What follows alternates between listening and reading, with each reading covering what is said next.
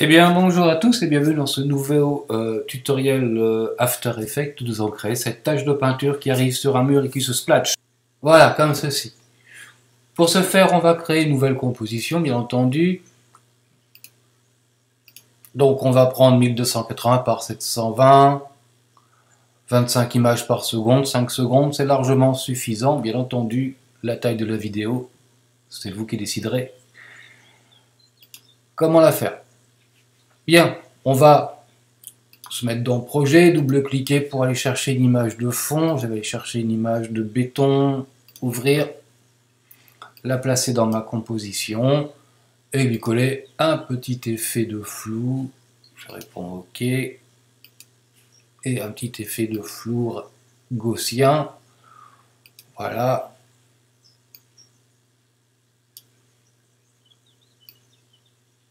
Comme ceci.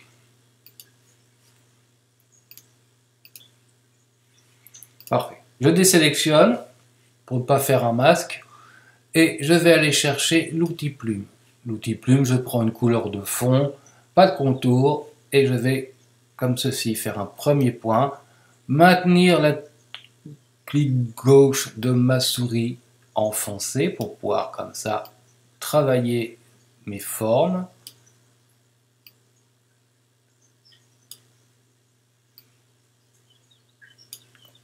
Voilà, on va lui donner un peu plus de rondeur.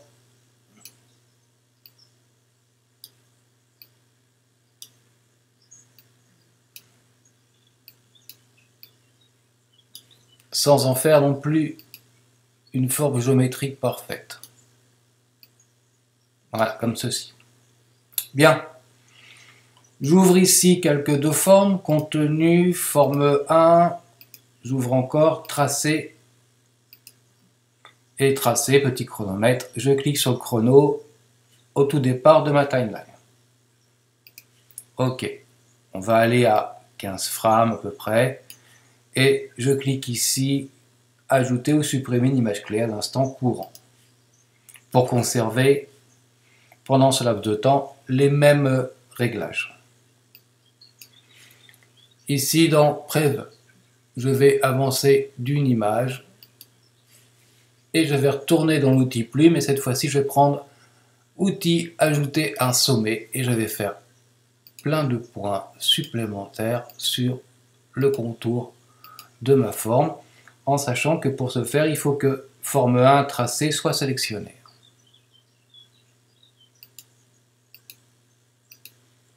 Donc on va faire plein de petits points supplémentaires.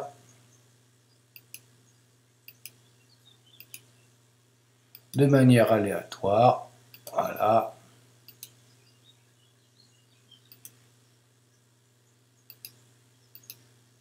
Comme ceci. Je vais prendre l'outil sélection et je vais prendre certains points et les pousser et jouer avec, comme ceci, les poignées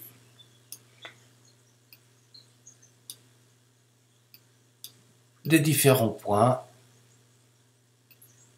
pour déformer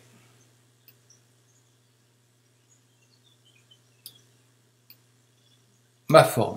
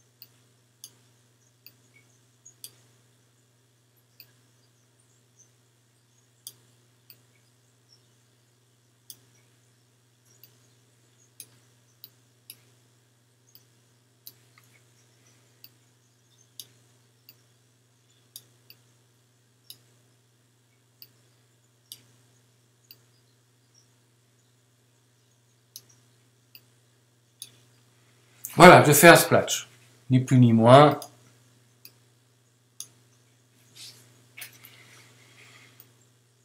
Va former comme ceci, elle splash.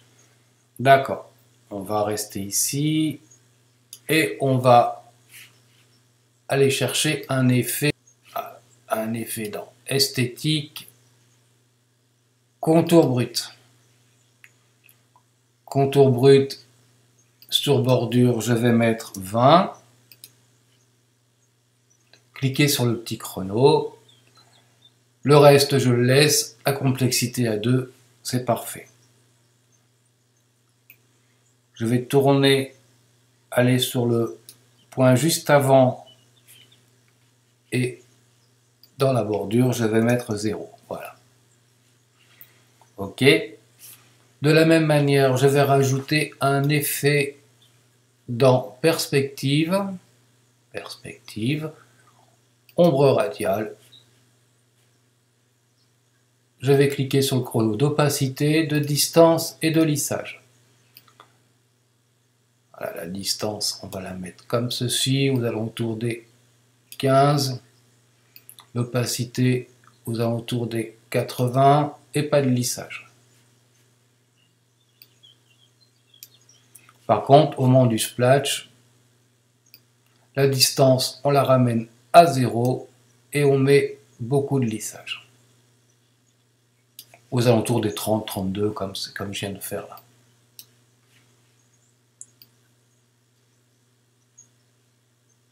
OK. On reste sur le point clé avant le splash. On va dans Transformer et on clique sur Échelle et au lieu de 100, on va mettre 80. OK. On va au moment du splash, on met 100.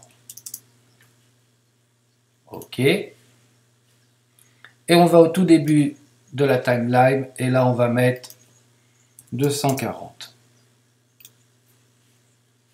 Bien. Maintenant, on va retourner au moment juste avant le splash, sur l'avant-dernier point clé. Et en position, on clique sur le chrono. On vient à la première image.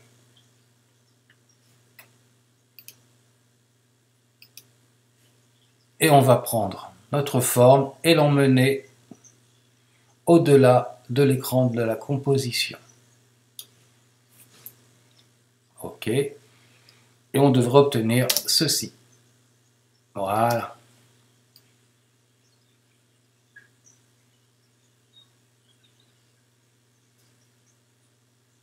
Alors on va revenir un petit peu sur l'opacité, c'est un peu sombre. On va mettre 60, ce sera largement suffisant sur l'opacité. Voilà. Distance de projection, c'est pareil. Voilà, on est peut-être un peu fort. Voilà. OK, on va revenir à ajuster à 100%. Et on obtient ceci. Paf. Eh bien, il nous suffit de faire CTRL D ou commande D sur Mac pour avoir une deuxième forme. Voilà, on va changer sa couleur ici dans l'outil de forme. On va la mettre bleue, OK. Et on va rouvrir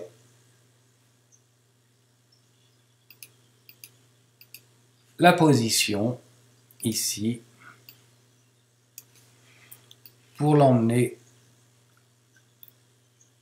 ailleurs. Voilà, et on va déplacer, alors on vient ici et on va déplacer sa position à cet endroit-là, comme ceci, pour ne pas qu'elle tombe sur l'autre.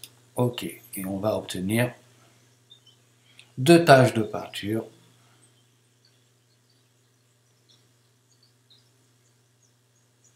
Et on pourra augmenter comme ça le nombre de tâches autant qu'on veut. Bien entendu, rien ne nous empêche d'être dans les effets, dans le contenu, ici, dans la forme, dans le tracé, et de changer la forme de notre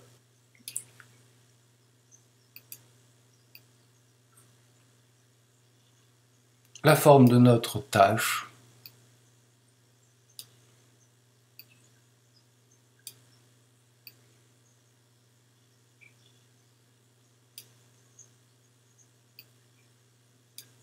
Pour ne pas qu'elle ressemble trop à la première.